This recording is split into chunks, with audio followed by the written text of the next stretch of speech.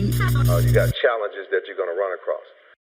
I went over there to the table and I just picked it up and held on to it anyway. I was like, right. Even as a young kid, I say I'm gonna figure out how to turn this 50 cent into $2, right. so I can get the game. And the man came over there and talked to me and asked me how much money I got, how much money I had, and I told him I only had 50 cents, and I knew my grandma wasn't giving me no more money. Right.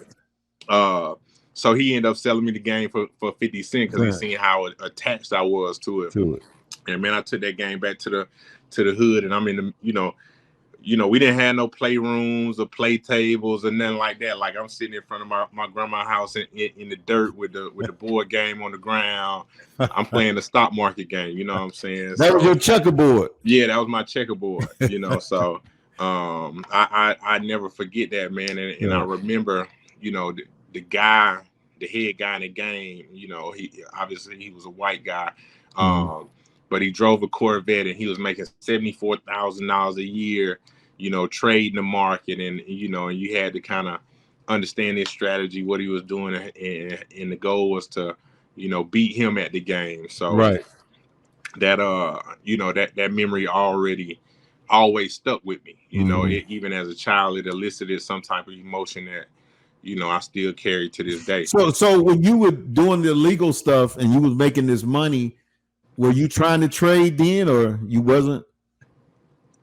Man, the game is trading.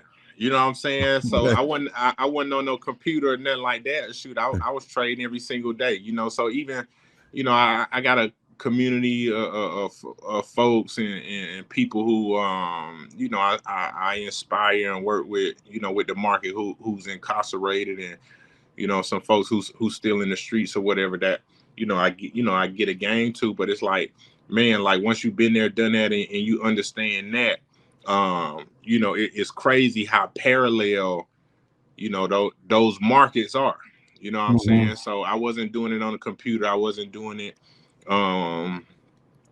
with companies or whatever the case might be. But I was doing it with, weed and cocaine. Gotcha. And X pills and whatever other drug was popular at the time. Wow. So you turn to just strictly trading legal things. You start learning. I guess you were already learning, but all right. So you're self-taught. You just kind of was it any particular person that you grabbed hold to and said, let me learn from you also, that you could literally call and talk to about trading, or were you just still, it was just you? Man, I wish, but no, I didn't have a mentor. I didn't know nobody who was, who had been a successful trader or knew anything about the market. I didn't have nobody who I can call or send an email or a text to run things by. But at the same time, man, your mindset is everything. So I started making these folks that I found in the library and on the internet. I made them my mentors, and they ain't even know it. You know what I mean? So I read every book that I could on trading. I watched every video that I could find on trading. I spent hundreds of hours just sitting in front of the screen and just staring at the charts. You know what I mean? And essentially, like, I might have taken a little something from this person, a little something from that person, and I was able to put it together in a way that made sense for me, in a way in which I could execute on a regular basis, in order to be consistently profitable in the market, So today, like I have my own methodology, theory, and approach to the market that's, unique to me.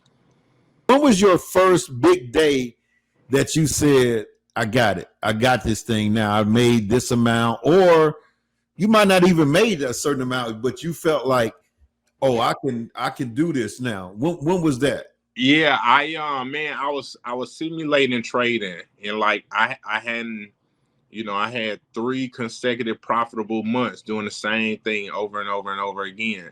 And at the time I didn't have any money to start trading. They required you to have like $25,000 in capital to trade, etc. I didn't have that. So I was trading simulation and demo. And then once I got to that point of experiencing those 3 successful months, I started putting out ads on Craigslist to manage accounts. You know, and my approach was, you know, I didn't make money unless you made money. I didn't charge them a setup fee or mandatory, you know, management fee, etc.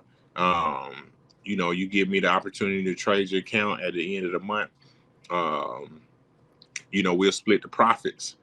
And after about is that normal? Is that typical? Nah, it's not typical. It's not typical at all. But you know, I was unproven. Nobody knew me. I didn't know the industry. You know what I'm saying? Like I you know, I approached the industry in my own way, you know, because I didn't know how things went, you know, right. But for me, I'm still thinking about that street mentality. Like, hey, you know, you front somebody some dope and you know, we bust down the profits when everything gone. You know what I'm saying? Like, you know, that this was my mentality and my approach to acquiring clients because hell, it was fair. You know what I'm saying? You taking all the risk by giving me the opportunity to trade for you. You know what I'm saying? So after about 6 months of posting every day on Craigslist, make sure that you like and subscribe and hit the all button and all that kind of stuff, because we're going to have a lot of good interviews on this podcast.